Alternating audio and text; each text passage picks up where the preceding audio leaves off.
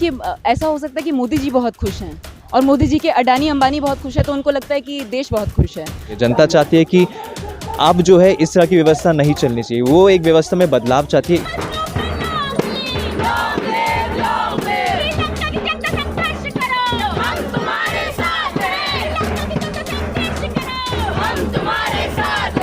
सही है, न्यूनतम जिसको हम बोलते हैं वो होता है सबसे कम, कि इससे कम के अंदर इंसान नहीं जी सकता है, और न्यूनतम से भी कम में जीने के लिए हमारे देश में करोड़ों लोग मजबूर हैं। ये सरकार के आंकड़े कहते हैं और तमाम इंटरनेशनल ऑर्गेनाइजेशंस के आंकड़े कहते हैं। तो भारत में आज जो स्थिति है, ये कहना कि श्रीलंका में जो स्थिति है वो भारत में उत्पन्न नहीं हो सकती, मैं ऐसा नहीं मानती हूँ।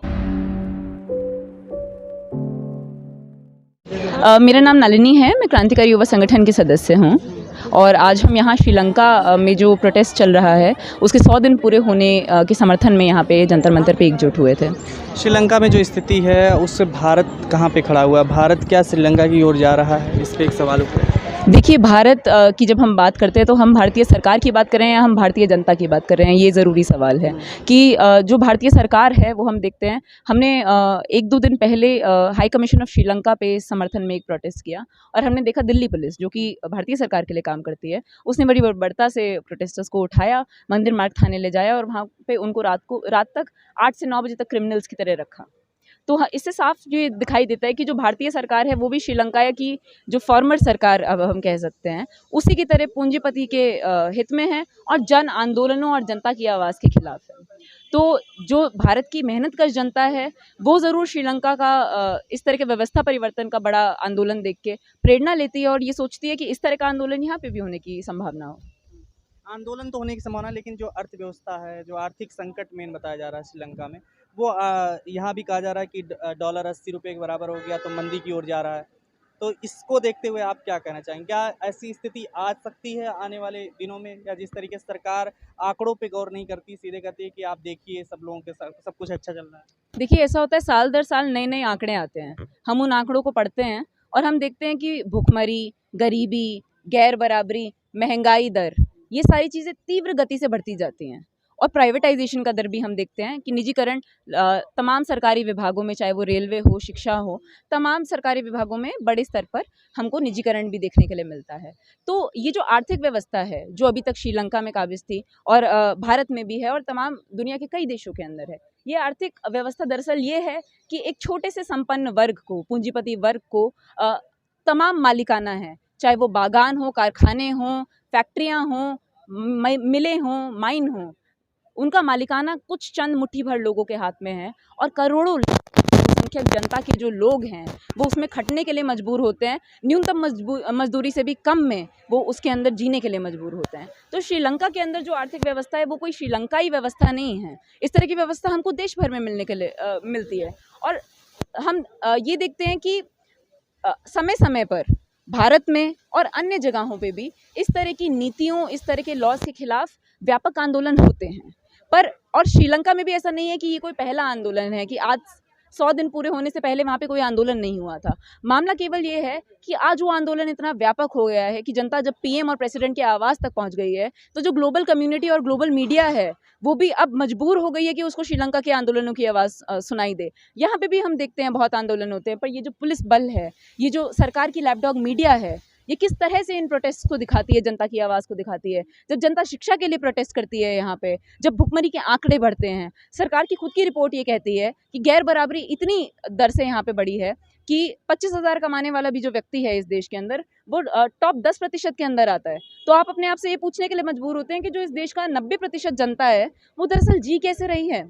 न्यूनतम जिसको हम बोलते हैं वो होता है सबसे कम, कि इससे कम के अंदर इंसान नहीं जीत सकता है और न्यूनतम से भी कम में जीने के लिए हमारे देश में करोड़ों लोग मजबूर हैं। ये सरकार के आंकड़े कहते हैं और तमाम इंटरनेशनल ऑर्गेनाइजेशंस के आंकड़े कहते हैं। तो भारत में आज जो स्थिति है, ये कहना कि श्रीलंका में जो स्थिति है वो भारत में उत्पन्न नहीं हो सकती, मैं ऐसा नहीं मानती हूँ, क्योंकि जो प्रो कॉर्पोरेट नीतियाँ जिस तरह से लाई गई हैं श्रीलंका में, उसी तरह की नीतियां हम भारत में देखते हैं। हम देखते हैं पिछले बजट के अंदर टैक्स स्लैब में भी पूंजीपतियों को कट दिया गया था, जबकि कोविड लॉकडाउन में हमने देखा कि मेहनतकश जनता को जो मार पड़ी थी कि वो हज़ारों किलोमीटर चलने के लिए, भुखमरी में मरने के लिए मजबूर हुए थे, लाइनों के बाहर कीड़े मकोड़ों की तरह सरकारी अस्पतालों के वो दरवाजे खटखटाते रहे पर उनको कोई सुनवाई नहीं हुई। तो इस तरह की स्थिति यहाँ पे भी है और वहाँ पे भी है। तो ऐसा नहीं है कि यहाँ भारत में संभावना नहीं है कि इस तरह का प्रबल विरोध, इस तरह का विद्रोह यहाँ पे भी उठे। ज़रूर जब जनता संगठित होगी और अपने मूलभूत मुद्दों के ऊपर, श्रीलंका के अंदर हमने ये देखा है कि 1970 के दशक से वहाँ पे भाषाई और धार्मिक गुटों के बीच में तरह तरह के कॉन्फ्लिक्ट्स रहे हैं, सिविल वॉर जैसी सिचुएशन रही है और बहुत वो आपस में बटे रहे हैं, लड़ते रहे हैं और इसका जो फ़ायदा है वो पूंजीपति वर्ग ने उठाया है।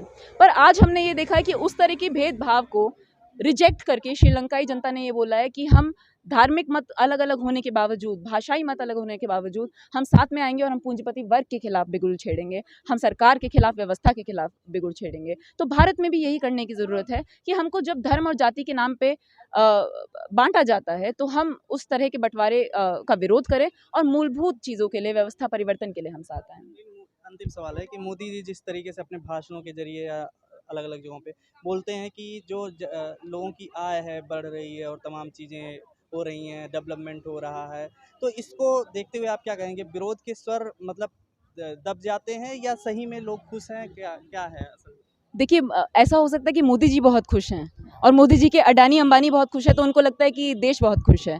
हमने ये देखा कि अच्छी खासी हमारी पार्लियामेंट बिल्डिंग थी, पर हमने ये देखा कि जब हज़ारों लोग भुखमरी में और धूप में बगैर बसों के, बगैर ट्रेनों के चलने के लिए मजबूर थे, तब 20,000 करोड़ आवंटित किए गए एक नया महल बनाने के लिए, एक नया पार्लियामेंट बनाने के लिए। तो लोग तो खुश हैं ही ना, एसी कमरों में बैठने वाले नेता खुश हैं, अडानी अंबानी खुश हैं। मोदी जी के लिए तो सब चंगा सी ही है, पर जो खुद सरकारी आंकड़े हैं और जो गैर सरकारी आंकड़े हैं वो साफ साफ ये दिखाते हैं कि कोई खुश नहीं है। मैं ये पूछना चाहूँगी कि जिसके पेट में रोटी नहीं है वो इंसान किस तरह से खुश है, जिसका बच्चा बाल मजदूरी करने के लिए मजबूर है वो किस तरह से खुश है। तो ये खुशी की जो परिभाषा है, संपन्नता की जो परिभाषा है, ये दरअसल एक मुट्ठी भर पूंजीपति वर्ग के लिए ही है और मोदी जी दरअसल शायद उन्हीं के नेता हैं, इसलिए उनको उनकी खुशी दिखाई देती है। सीना और शेर दहाड़ रहा है। जी बिल्कुल यही बात है और वो दरअसल कुछ सुनना नहीं चाहते हैं, बस बोलना चाहते हैं। बोलने में बहुत निपुण हैं, तो वो इस तरह की बातें बोल तो देते हैं पर वो बाहर जाके समाज की स्थिति नहीं देखते हैं। वो ये नहीं देख पाते हैं कि इस देश के अंदर भुखमरी बढ़ रही है, इस देश के अंदर गरीबी बढ़ रही है, शिक्षा का स्तर इतना गिर चुका है, जो नई शिक्षा नीति लाई जा रही है उसका व्यापक विरोध हमको देश भर में देखने के लिए मिला, पर उनके कान पे जूं नहीं रहेंगी। जब हमारे लिए पॉलिसी बनाई जाती है, जब लॉ बनाया जाता है, तब हमसे क्या कोई रजा ली जाती है? हमको सिर्फ एक प्रतिनिधि चुनने का जो मौका दिया जाता है कि जी आप डेमोक्रेसी में रहते हैं, आपको राइट है आप अपना नेता चुनिए हर 5 साल के बाद, पर क्या वो नेता हमसे आके पूछता है कि हमारे लिए किस तरह की नीति बननी चाहिए, हमको किस तरह से रिसोर्स एलोकेट होना चाहिए? नहीं, वो केवल पूंजीपति वर्ग के लिए काम करता है। तो ये जो व्यवस्था है इसमें चाहे मोदी आ जाए या कोई और आ जाए, बड़बोलापन करना बहुत आसान है, पर मूलभूत ज़रूरतों को समझ के, दिक्कतों को समझ के उसका निवारण करना दरअसल ये तभी हो पाएगा जब जनता का व्यापक आंदोलन बनेगा। क्योंकि ये जो नेता हैं या किसी न किसी वर्ग का प्रतिनिधित्व कर रहे हैं, पर ये मेहनतकश वर्ग के साथ नहीं है, ये बहुसंख्यक आबादी के साथ नहीं है। तो जनता को अपनी आवाज़ खुद बनना पड़ेगा और संगठित होकर इसके खिलाफ आवाज़ उठानी होगी। क्या कुछ कहना चाहेंगे? आप लोग यहाँ पे प्रदर्शन करने के लिए आए हुए हैं, क्या आपका नाम है पहले? मेरा नाम राहुल है, मैं क्रांतिकारी युवा संगठन का सदस्य हूँ। हम लोग यहाँ पे आज इसलिए मौजूद है क्योंकि श्रीलंका की जनता वहाँ पे जो आंदोलन कर रही है उसी के साथ हम यहाँ पे सॉलिडेरिटी एक्सप्रेस कर रहे हैं। हमने 14 जुलाई को भी श्रीलंकन एम्बेसी के बाहर विरोध प्रदर्शन करा था। पुलिस वालों ने वहाँ से हमको डिटेन कर लिया गया, हमको थाने ले गए और हमको बहुत देर में उन्होंने छोड़ा।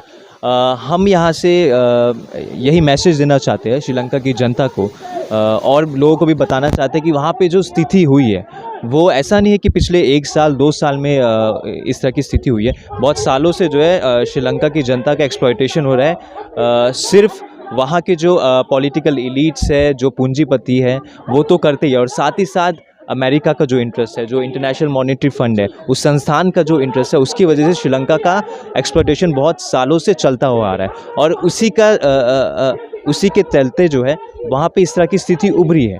और वहाँ पे श्रीलंका की जनता बहुत समय से जो है आंदोलन करी, आज 100वां दिन हो चुका है और ये जो प्रेसिडेंट बनाया गया है और ये जानने की बात ज़रूरी है कि श्रीलंका की जो जनता है वो ट्रस्ट नहीं करती है और उसके बावजूद भी ये थोपा जा रहा है उन पे कि ये प्रेसिडेंट है, हम सरकार चलाएंगे, हम एक इंटेरिम गवर्नमेंट बनाएंगे, उस तरीके से हम सरकार को चलाएंगे। परंतु जनता का वहाँ पे रवैया कुछ और ही है। जनता चाहती है कि अब जो है इस तरह की व्यवस्था नहीं चलनी चाहिए, वो एक व्यवस्था में बदलाव चाहती है। इसीलिए वहाँ पे ये मांग भी उठ रही है और ये बहुत ही महत्वपूर्ण है कि वहाँ पे जनता जो है अपनी खुद की एक असेंबलीज बनाए वहाँ पे जनता खुद जो है कानून बनाए, क्योंकि जनता कह रही है कि भैया हमने तो नहीं चुना आपको।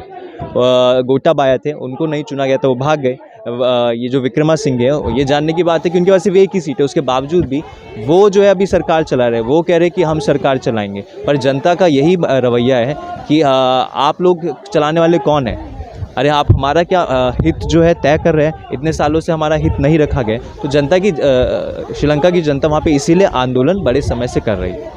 भारत में जो मंदी की ओर भारत जा रहा है, इसके बारे में क्या कहेंगे? जैसे खबरें आ रही हैं कि डॉलर जो है 80 रुपये के बराबर हो गया, तो जो है अब धीरे धीरे मंदी की ओर बढ़ रहा है। आपको भी लगता है क्या? मंदी की ओर बढ़ ही रहा है, आप ठीक कह रहे हैं, क्योंकि तेल के दाम बढ़ चुके, सब्जियों के दाम बढ़ चुके, और जो गरीब समाज है हमारे देश का, वो और जो है हाशिए पे पहुंच चुका है। पहले से ही उस पे महंगाई की मार पड़ी हुई थी, पर अब जो है सरकार की जो नीतियाँ हैं वो शिक्षा से भी गरीब समाज के बच्चों को बाहर निकाल रही है। जो नई शिक्षा नीति आई उसके ज़रिए और भी तरह की नीतियाँ सरकार बनानी है जानबूझ के, वो चाहती नहीं गरीब जो है ऊपर बढ़ पाए।